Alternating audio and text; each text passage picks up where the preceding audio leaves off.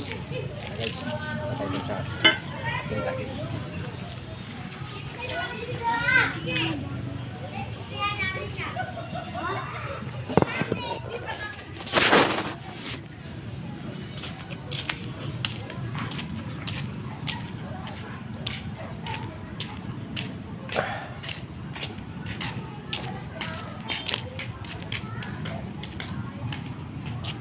Alam natin pa.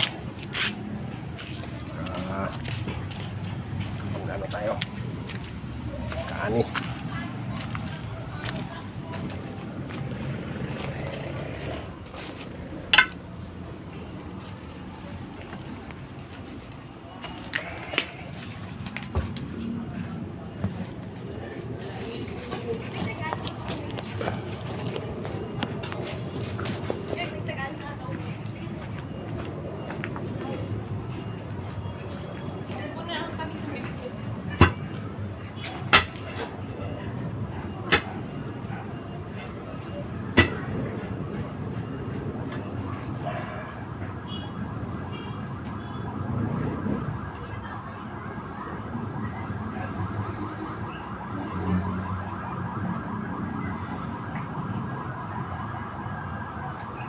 Guys, tatlong ano piraso, tatlong putol na baging.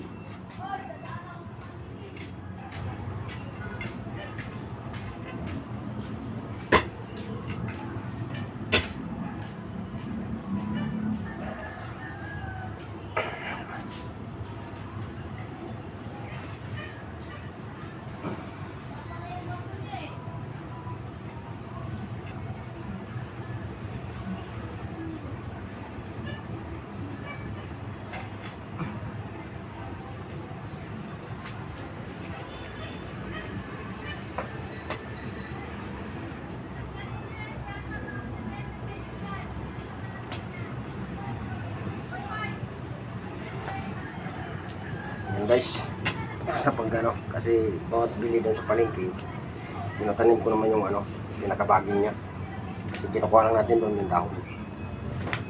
Ngayon mag-harvest tayo ng konting gulay na naman tayo, mag-harvest naman tayo ng konting malunggay.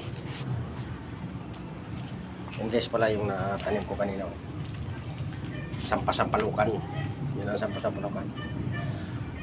Ngayon guys, kukuha tayo ng dahon ng malunggay. Ito yung malunggay ko guys, yung dati kong tinanim. So ngayon kukuha tayo ng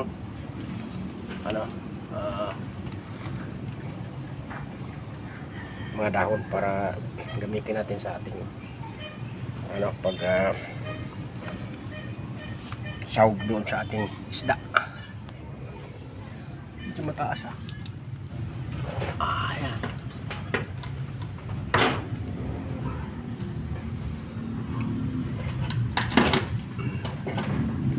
Pinutol ko na guys.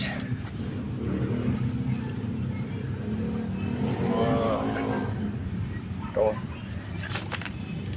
makulo ko yung kumukuha sila dito sa tinatanim ko.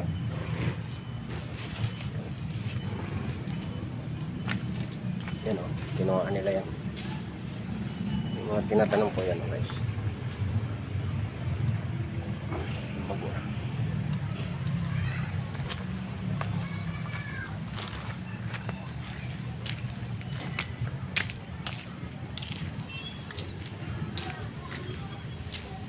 Yan pa mga tinanim ko. Yan ang pakinabangan talaga pag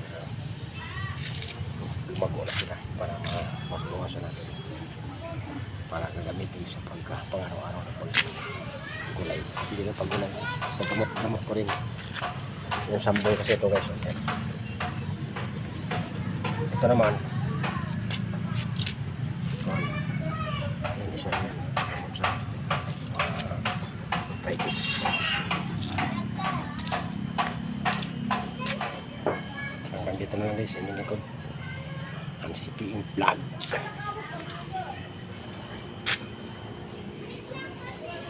Dayo.